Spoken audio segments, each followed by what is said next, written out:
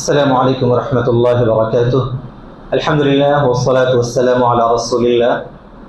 الحمدللہ نماز تراویح میں آج 5 پارے کی تلاوت ہوئی، اور اس میں جو سورے پڑھے گئے ہیں ان میں سب سے پہلے تھا سورہ احقاف۔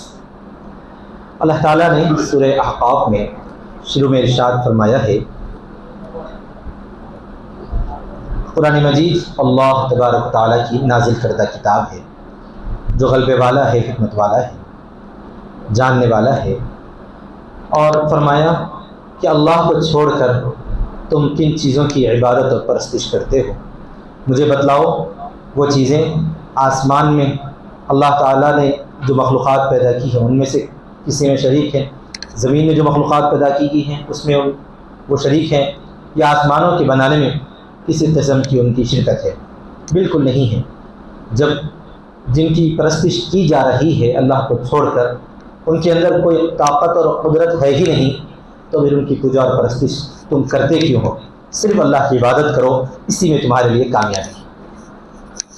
آگے ارشاد فرمایا کہ کافر لوگ یوں کہتے ہیں کہ اگر حق سچا ہوتا، یعنی اسلام یا دین صحیح چیز ہوتی اور خیر اور بھلائی کا راستہ ہوتا تو ہم سب سے پہلے آگے بڑھ جاتے، اور یہ جو غریب مسلمان اسلام لے آئے ہیں وہ ہم سے آگے نہ بڑھ سکتے۔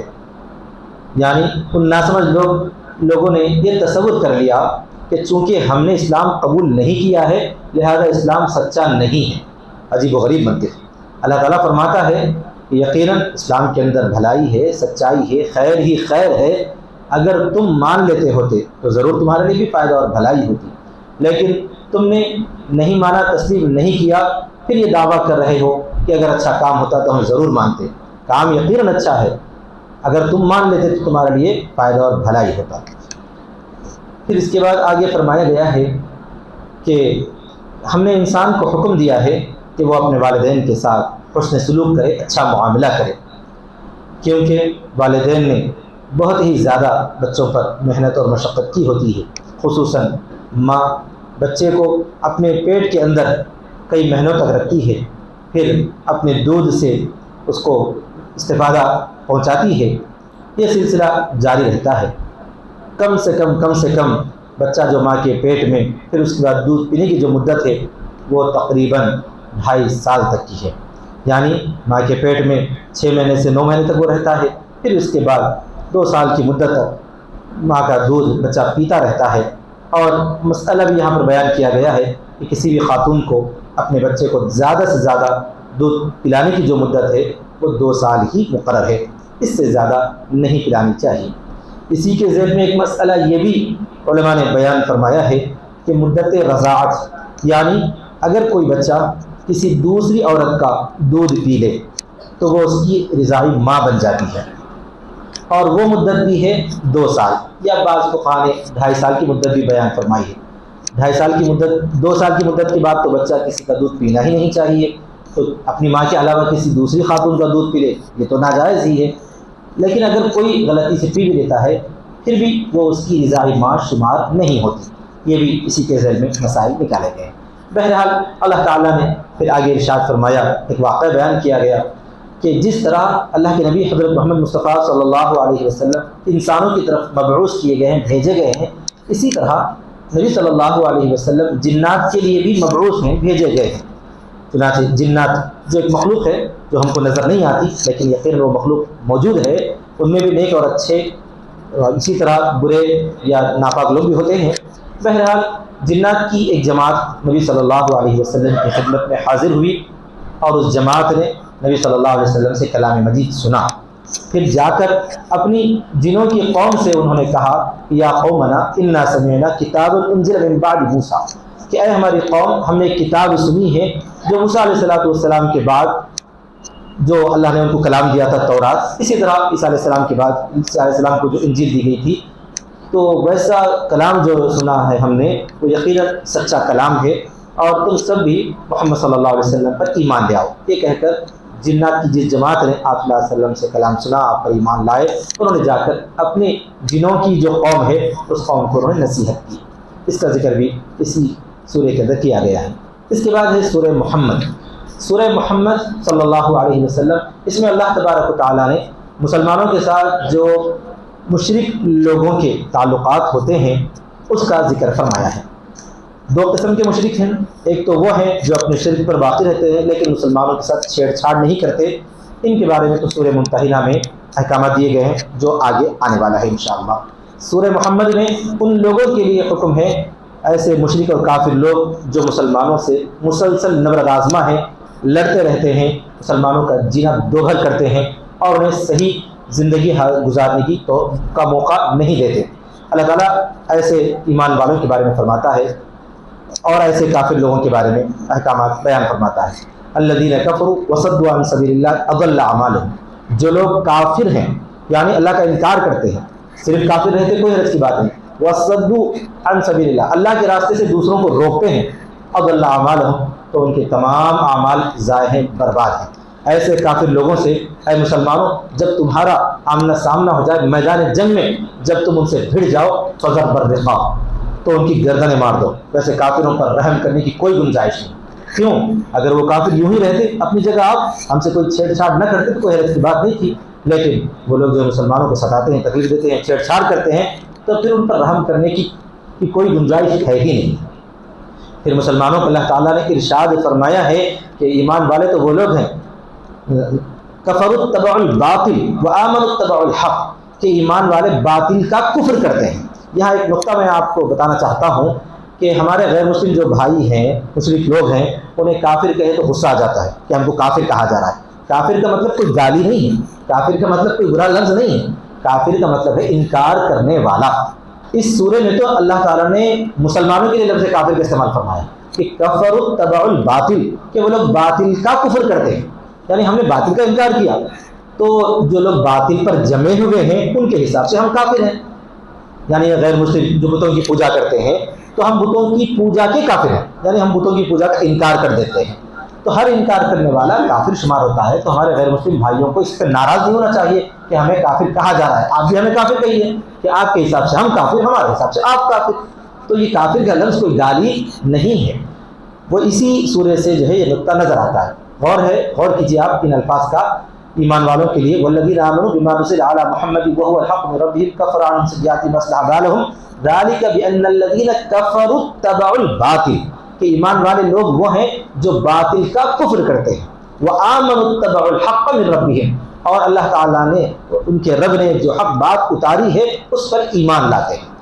تو بہرحال اللہ تعالیٰ نے کافر مشرک لوگوں کے بارے میں جو مسلمانوں کو مسلسل تکلیف دیتے ہیں، ستاتے ہیں، ان کے مختلف احکامات یہاں پر دیا ہے، جو خیر اسلامی حکومت اور مسلمانوں کی مملکت کے سلسلے میں ہے. یہاں اس غیر مسلم ملک میں رہتے ہوئے ہم کوئی ایسا فیصلہ فوراً نہیں کر سکتے. ہاں اگر کوئی ہم پر ظلم و ستم اٹھاتا ہے تو وقتی طور پر جواب دینے کی ہمیں بھی اجازت ہے. چوڑیاں پہن کر بیٹھنے کی ہمارے لیے کوئی اجازت نہیں ہے، وقتی طور پر جواب دے سکتے ہیں. لیکن میدان جنگ کے جو احکامات ہیں وہ ہر جگہ لازم نہیں ہوتے، ثابت نہیں ہوتے، امپلیمنٹ نہیں ہوتے. کوئی یہ نہ سمجھ بیٹھے کہ مسلمان اور اسلام تو ماردار کی تعلیم دیتا ہے، قرآن مجید میں تو کافروں کو مارو کہا گیا ہے. ایسا نہیں کہا گیا ہے. میدان جنگ میں جانے کے بعد اپنی گردنیں پیش کرو نہیں بلکہ دوسروں کی گردنیں مارو، یہی کہا جائے گا. دنیا کی تمام تعلیمات بھی یہی ہیں. جتنی دفاع رہتی ہے، جتنی فوج رہتی ہے، کیا وہ اپنی گردنیں کٹانے کے لیے جنگ میں جاتی ہے؟ دوسروں کی گردن مارنے کے لیے جاتی ہے. الا یہ کہ ان کی گردن بھی کام میں آ جاتی ہے، الگ سی بات ہے. تو بہرحال اس سورے میں زیادہ تر احکامات میدان جنگ کے بارے میں. اسی کے بارے میں اللہ نے فرمایا یا ایھا الذین آمنوا ان تنصروا اللہ ینصرکم، اے ایمان والو اگر تم اللہ کی مدد کرو گے تو اللہ تعالیٰ تمہاری مدد کرے گا اور تمہارے قدموں کو جمع کر رکھے گا. تمہیں کوئی کافر جو ہے تمہارے قدموں سے ڈگمگا نہیں سکے گا، مگر شرط یہ ہے کہ تم اللہ کے دین کی مدد کے لیے کھڑے ہو جاؤ، تیار ہو جاؤ. اسی طرح یہ بھی فرمایا اللہ تعالیٰ نے کہ ذالک ان اللہ مولا الذین آمنوا، کہ بے شک اللہ تبارک و تعالیٰ ایمان والوں کا مولا ہے، حامی ہے، مددگار ہے. وَأَنَّ الْكَافِرِينَ لَا مَوْلَىٰ لَهُمْ، اور کافروں کا کوئی مولا ہے ہی نہیں، ان کا کوئی مددگار ہے ہی نہیں. تو ایمان والے ہر حیثیت سے کامیاب ہیں. اگر وہ مرتے ہیں میدان جنگ میں تو شہید ہیں. چنانچہ صحابہ کرام رضی اللہ تعالیٰ عنہ کی پوری زندگی گواہ ہے کہ وہ لوگ میدان جنگ میں جان دیتے ہوئے کہتے تھے کہ فزت ورب الکعبہ، رب کعبہ کی قسم میں کامیاب ہو گیا. سامنے والا گردن مارنے والا حیران ہو جاتا، ارے یہ تو مر رہا ہے اور کہہ رہا ہے کہ کامیاب ہو گیا. تو مسلمان کو کبھی بھی ناکامی نہیں ہے. جنگ میں وہ ہارتے ہیں تو شہید ہیں، جیتتے ہیں تو غازی ہیں. دونوں جگہ سے کامیابی ہی کامیابی ہے۔ تو بہرحال آگے اللہ تعالیٰ نے پھر ایمان والوں کے لیے، ایسے ایمان والوں کے لیے جو میدان جنگ میں اپنی جان اللہ کے سپرد کر دیتے ہیں، ایسے ایمان والوں کی تعریف فرمائی ہے کہ ان کے لیے جنتیں ہیں، انہیں تو مردہ مت کہو، وہ جو ہے اللہ تبارک و تعالیٰ کے رزق سے کھلائے جاتے ہیں، پلائے جاتے ہیں۔ آگے فرمایا اس جنت کی مثال جو اللہ تعالیٰ ایمان والوں کے لیے دیتا ہے، وہ جنت ایسی ہے کہ اس کے اندر کم سے کم ایسی اتنی عالیشان قسم کی نعمتیں ہیں کہ 4 قسم کی نہریں بھی اس میں بہتی ہیں۔ سورہ محمد میں جنت میں بہنے والی 4 نہروں کا ذکر آیا ہے۔ مثل الجنت التي وعد المتقون فيها انہار من ماء غیر آسن، پہلی نہر وہ ہوگی جو ایسے میٹھے اور شیرین پانی کی ہوگی جو پانی کبھی گدلا نہیں ہوگا، خراب نہیں ہوگا۔ وَأَنْهَارٌ مِّن لَبَنٍ لَّمْ يَتَغَيَّرْ طَعْمُهُ، دوسری نہریں وہ ہوں گی جو ایسی دودھ کی ہوگی جس کا مزہ کبھی تبدیل نہیں ہوگا، دودھ ہمیشہ اچھا رہے گا، کبھی پھٹے گا نہیں، خراب نہیں ہوگا، مزہ اس کا بدلے گا نہیں۔ وَأَنْهَارٌ مِّن خَمْرٍ لَذَّةٍ لِّلشَّارِبِينَ، اور ایسی شراب کی نہر ہوگی۔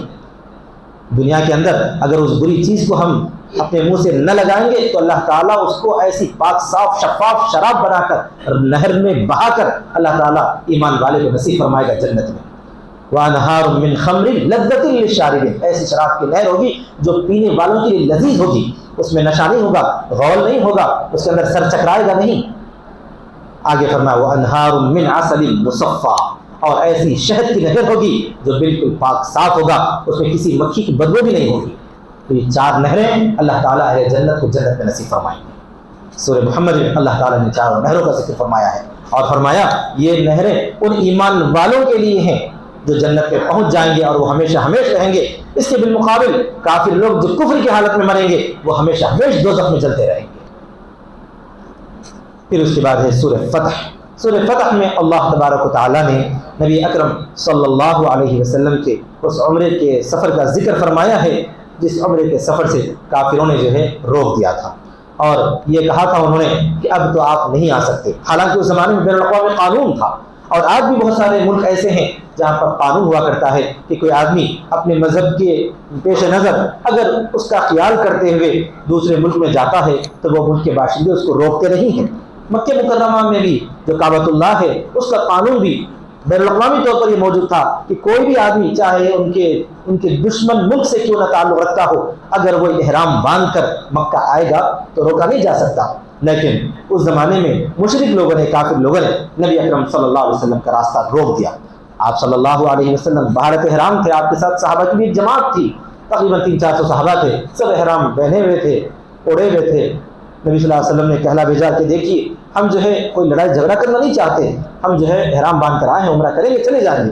لیکن انہوں نے بہت ہی سختی کے ساتھ منع کیا اور کہا کہ اس مرتبہ تو آپ بالکل نہیں آ سکتے۔ آپ صلی اللہ علیہ وسلم نے بات چیت کی دعوت دی تو کافر لوگوں میں سے چند جو ہے نمائندے آئے۔ اس کا مختصر یہ کہ بات چیت میں آخر میں ان کا یہی اصرار تھا کہ اس مرتبہ تو آپ عمرہ نہیں کر سکیں گے، اس حالت میں واپس چلے جائیں گے۔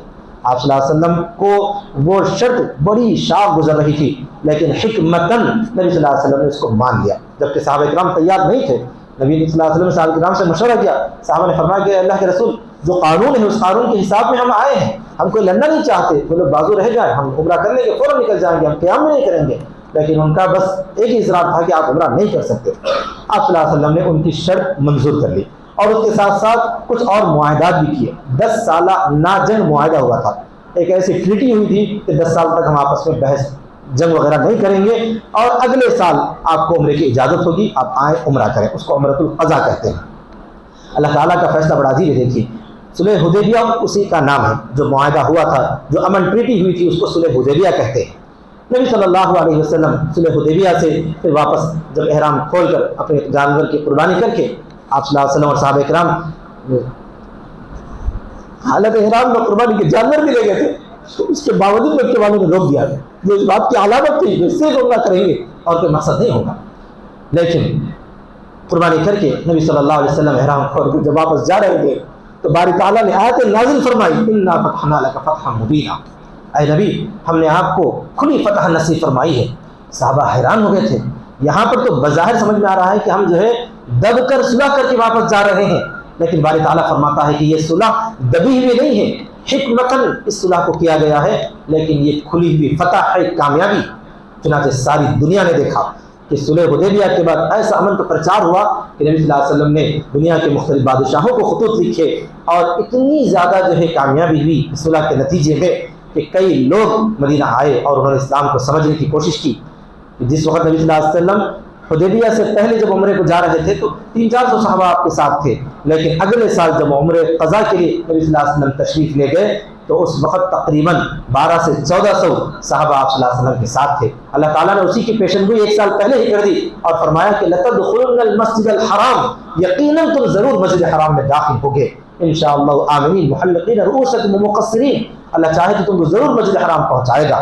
چنانچہ 1 سال کے بعد برابر اگلے سال رجب میں سن 7 ہجری آپ صلی اللہ علیہ وسلم عمرۃ القضاء کے لیے پھر مکہ مکرمہ تشریف لے گئے۔ مسجد حرام میں آپ پہنچ کر جو ہے عمرۃ القضاء ادا کر رہے تھے، اس وقت ہی حکم فرمایا کہ آپ جو ہے رمل کریں، یعنی اس انداز میں اپنے سینے کو اچھال کر چلیں کہ کافر لوگوں کو محسوس ہو جائے کہ مسلمان کسی سے دبنے والا نہیں ہے۔ مکے والے دور سے دیکھ رہے تھے کہ مسلمان بحالت احرام اپنی چادر ایک بغل سے نیچے نکال کر جب اچھل کر چل رہے تھے تو کافروں کی جو ہے ہوائیں اڑ رہی تھی۔ انہوں نے کہا کہ ہمارا شہر چھوڑ کے جانے بعد ہم یہ سمجھ رہے تھے کہ یہ مہاجر لوگ وہاں جا کر کمزور ہو گئے ہیں، لیکن یہ تو بہت طاقتور نظر آ رہے ہیں، اچھل کر چل رہے ہیں۔ یہ جو ہے ان کے دلوں میں ایک دھاگ بیٹھ گئی۔ پھر اس کے بعد کے سال یہ ہوا کہ اللہ تعالیٰ نے فتح مکہ میں کامیابی ہی نصیب فرمائی، کافروں نے جو ہے صلح نامہ توڑ دیا۔ پھر اللہ کے رسول صلی اللہ علیہ وسلم نے اللہ تعالیٰ کے حکم و اشارے سے مکہ مکرمہ پر آپ صلی اللہ علیہ وسلم نے چڑھائی فرمائی، یہاں جنگ وغیرہ کچھ نہیں ہوئی، سب لوگ جو ہے اپنے اپنے دروازے بند کر لیے اور بغیر کسی لڑائی کے اللہ تعالیٰ نے فتح مبین اللہ کے رسول حضرت محمد مصطفیٰ صلی اللہ علیہ وسلم کو عطا فرمائی۔ تو یہ تھا سورہ فتح، جس کے اندر اللہ تعالیٰ نے فتح اور کھلی کامیابی کی جو ہے بشارت سنائی تھی، اور وہ فتح یقیناً 1 سال کے اندر مکمل طور پر پورے عرب کے اوپر نبی صلی اللہ علیہ وسلم کو حاصل ہو گئی۔ تو یہ چند صورتیں جو پڑھی گئی ہیں اس کا جو ہے مختصر سا خلاصہ آپ کی خدمت میں پیش کیا گیا ہے۔ دعا ہے کہ اللہ تعالی ہم کو قرآن مجید کو پڑھنے سمجھنے اس کے مطابق اپنی زندگی کو گزارنے اور سنوارنے کی توفیق نصیب فرمائے۔ وآخر دعوانا الحمد للہ رب العالمین۔